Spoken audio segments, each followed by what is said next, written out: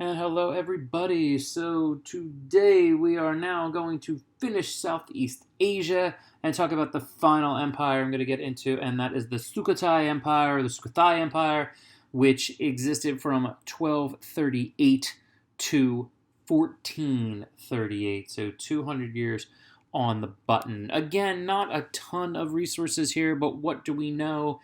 Well, that it is the first independent Thai kingdom. So that the ethnicity of the Thai people, this is the first one that was established. And you see a variety of empires there in Southeast Asia, whether it is the Lopburi, Angkor, which we talked about with the Khmer, Champa.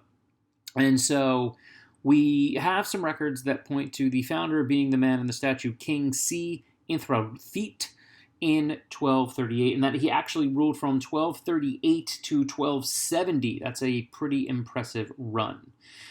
Originally, Sukhothai was which is right here, if I go over here, yay, was a city within the Khmer Empire, and it was mainly a Hindu city set up similarly to Angkor Wat, okay, with the influence of Indian trade and Indian travelers. Many Thai people start to immigrate here in the late 1100s, and locally those Thai were known as Siam, which is where we get the Siamese from, and the Siam Empire later on. We don't know exactly how King Si did it, but it seems like he was able to unite the local Thai areas and lead a revolt to break away from the Khmer. So that's what we think would happen, and that was finished in 1238 to start the empire. We do know that they expand a little bit. If you see here, again, some of the trade in the local area that Thailand would be a part of. So economics, they are in a great location between the Khmer Empire in the south and the Burmese empires in the north. So they act as middlemen, moving goods across land. Specifically, though, they were known for being really, really good at ceramics, right up there with the porcelain of China. And that's no joke if you're considered to be that good. It's known for their green glazes, and you can see kind of like a standard one up here, and then like really, really impressive decorative one down here. We do know that they are going to expand a bit and spread out. His sons would, his being Si Inthrathit, his sons would expand the boundaries of the empire to what you saw. Let's pop back up to here. And we also know that they will adopt Theravada Buddhism, which is the official religion in Thailand today as well. And so Buddhism, it is a central feature, okay? It really thrives here, and the kings work really hard to practice it and support it. And so you're talking about building lots and lots of temples. Some of the more interesting Buddhist temples in Southeast Asia are in what is Thailand today.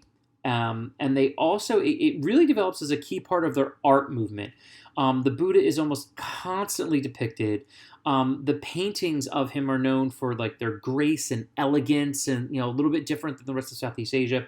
And architecture is just huge. I mean, tons of temples that are very distinct as far as being Thai, which I'll show you a little bit later. For instance, like the stupas are more shaped kind of like bells, and really big on having lotus buds and lotus flowers like on everything. You really see that. That's kind of one of the hallmarks of this particular group. So we look here at some of it. And so you can see here the picture on the left. So this is an ancient temple. The Buddha is still pictured today. And you see on the back here, that is a stupa. And you can see how it's shaped like a bell. That is your really distinct flavor of Thai architecture and sculpture. Again, you see here the Buddha, the long fingers. Okay, that's very indicative of the Thai sculpture. You see he's got the headdress. Again, he's depicted very thin, broad shoulders. If you look here, so this is a giant statue. This isn't as big, but you can see the similarities there. So when you look and you see stuff, this thinness of the Buddha, and really what you often see is this one hand coming across like his lap, and then the other hand on his knee. So you see it here and you see it here. So you see that, you can know it's probably Thai. And one of the more famous of the ancient temples was Wat Si Sawai.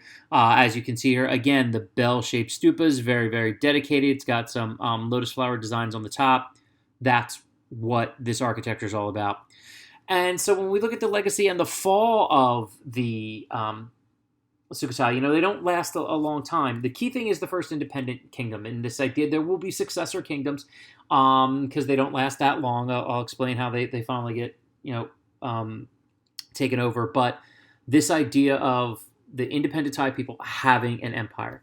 Art and architecture. This is really important that it's this center of art and ceramics, and a patron system for artists is really, really important. And Thailand is really a center of just wonderful art today. Of course, Buddhism is really, really crucial as well. That is something that we want to make sure that we know and understand, and the spread of Buddhism as well. So we talked about it's coming out of Srivijaya, and then it's going to continue to spread into Thailand today. And again, almost everybody in Thailand at some point will serve as a monk. Okay, especially when you're children. You really spend some time with the monks in devotion as a child. When you get older, you can go one of two ways, but it's an absolute must in Thailand. In 1483, it's pretty simple. The new rising power of Ayutthaya is growing, and they are going to take them over.